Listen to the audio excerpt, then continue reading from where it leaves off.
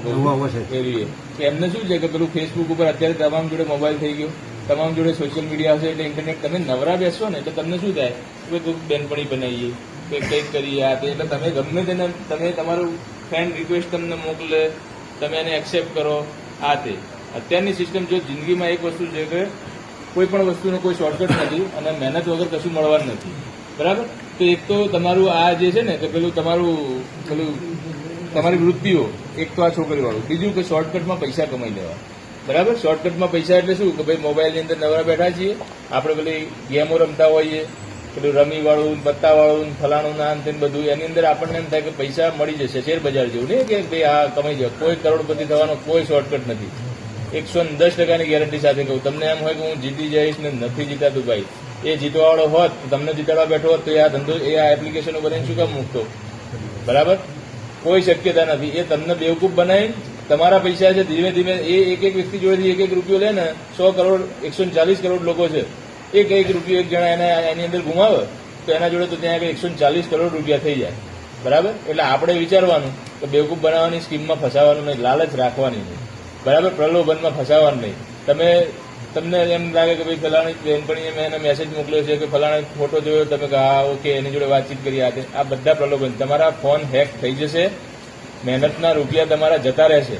અત્યારે સિસ્ટમ એટલી બધી એડવાન્સ થઈ ગઈ છે કે તમારા ફોનમાં મેસેજ આવ્યો, એ મેસેજની અંદર તમે મેસેજ ઉપર ક્લિક કરો એટલે એની અંદર એ પ્રમાણેના સોફ્ટવેર હોય, એ સોફ્ટવેર તમારો ફોન છે હેંગ કરી નાખે, બરાબર છે.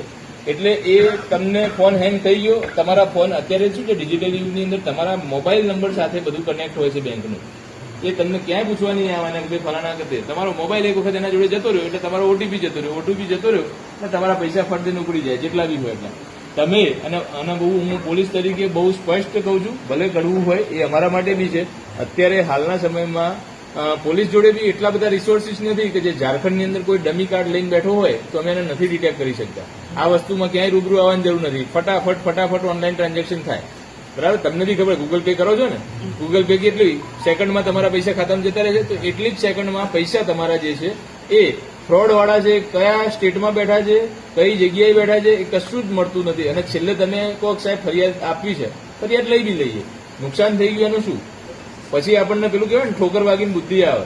એટલે લોભમાં નહીં પડવો, બરાબર. બિનજરૂરી તમને કોઈ નથી, કોઈ તમારું ભાઈબંધ થવાનું નથી ભાઈ. તમે મહેનત કરીને સફળતાના ઉપર પહોંચેલા હશો ને તો તમને કોઈ ભાઈબંધ થશે. બાકી એક વસ્તુ વિચારી લેવાની કે આજે હું અહીંયા આગળ છું તો મને એમ કે ભાઈ હું તો એઝ અ પીએસઆઈ તરીકે છું, તો 5 જણા કદાચ તમે ગયા પછી મારું સર્ચ કરીને મને ફ્રેન્ડ રિક્વેસ્ટ મોકલશો તો મને એમ લાગે કે હા ભાઈ ઓઢા ગામની અંદરથી આ માણસ. તો પણ હું એક સામાન્ય માણસ હોઉં અને તમે મને રિક્વેસ્ટ મોકલો તો મારે વિચારવાનું છે કે ભાઈ હું એવો તો શું હસ્તી છું તો લોકો મને મોકલતા હશે, એનો મતલબ મને બેવકૂફ બનાવવાની વાત છે, બરાબર. તો એક તો એ વસ્તુ.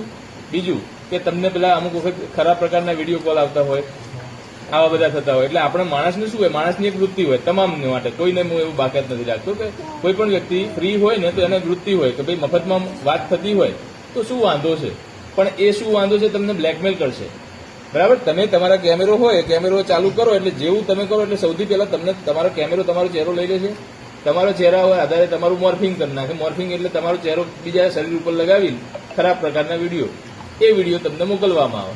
તમે કાં તો બી જાઓ, ડરો, તમારા મનમાં એક પેલું શું કહેવાય ડરની ભાવના પેદા થાય, સારું સમાજવાળા બાજુવાળાને ખબર પડશે તો મારી ઇજ્જતનું શું થશે, ફલાણું શું થશે, બરાબર. એટલે તમે શું કરો, જે માગ્યું છે કે સારું આવો તમને કાકા ઓટીપી આવશે આપી દેજો, તો પછી તમે બીકના મારે બી કોઈ જ નાખો, બાજુમાં બી નાખો તો હશે આપી દો ને, પણ એ આપ્યા પછી તમારા પૈસા જતા રહે. અને એટલા બધા ઘણી વખત તો એટલા બધા દુરુપયોગ થતા હોય, એકાઉન્ટના બી દુરુપયોગ થાય, બરાબર. તો એક વસ્તુ છે, એક તો તમારું આ પ્રલોભન કે લાલચ કે છે. ત્રીજી વસ્તુ, ઘણી વખત તમને ફ્રોડ થઈ ગયું, ચાલો કોઈ આપણે કરીએ કે ભાઈ બને એટલા પ્રયત્ન કરીએ આપણે કે આવા બધામાં નહીં પડીએ, કોઈનો બિનજરૂરી ફોન. હું તમને બહુ અનનોન નંબર હોય ને, અજાણ્યો નંબર, તો અજાણ્યા નંબરનો કેમેરો હોય ને એના ઉપર ધારો કે ફોન ઉપાડવાનો બી થાય ને તો આ કેમેરા ઉપર હાથ રાખી દેવાનો, તમારું કશું દેખાય નહીં, એ વ્યક્તિ હોય એનું બધું તમને દેખાશે, બરાબર, કે કોણ વાત કરે શું છે. તમે આ કરી દીધું એટલે તમારું થાય નહીં, એટલે તમે એટલા તો પ્રોટેક્ટ થઈ ગયા. મારો ચહેરો નથી તો સામાવાળો મારો દુરુપયોગ નથી કરી શકવાનો. તો એક આ એક સેફ્ટીની એક રાખવાનું. બીજું, બિનજરૂરી અજાણ્યા વ્યક્તિ જોડે લપ કરવાની નહીં. લપ એટલે શું કે આપણે નવરા બેઠા છીએ, ફોન આવ્યો, વાત કરવાની. ભાઈ અત્યારે ટેકનોલોજી એટલી એડવાન્સ થઈ ગઈ છે કે એઆઈ કહેવાય છે ને, આર્ટિફિશિયલ ઇન્ટેલિજન્સ.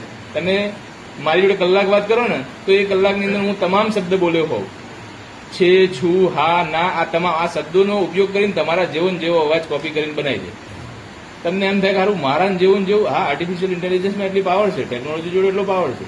તમને પછી તમારા જ ફોનથી ઘેર વાત કરે કે તમે એમ થાય કે હા કલાક વાત કરીને સિમ્પલ વસ્તુ ફોન ઉપાડ્યો તો બોલો હલો કે ફલાણા બેંકમાંથી બોલો, મૂકી દો, કટ કરી દો. કોઈ ચર્ચા નહીં કરવાની કે કેમ મારે નથી લેવું, મારા પૈસા તમારા નથી, આમ તેમ. બધા અમુક લોકો ટાઈમ પાસ કરતા હોય, એને ખબર નથી કે હવે તો વર્ડ્સનો બી તમારા વોઇસનો બી ઉપયોગ થઈ જાય.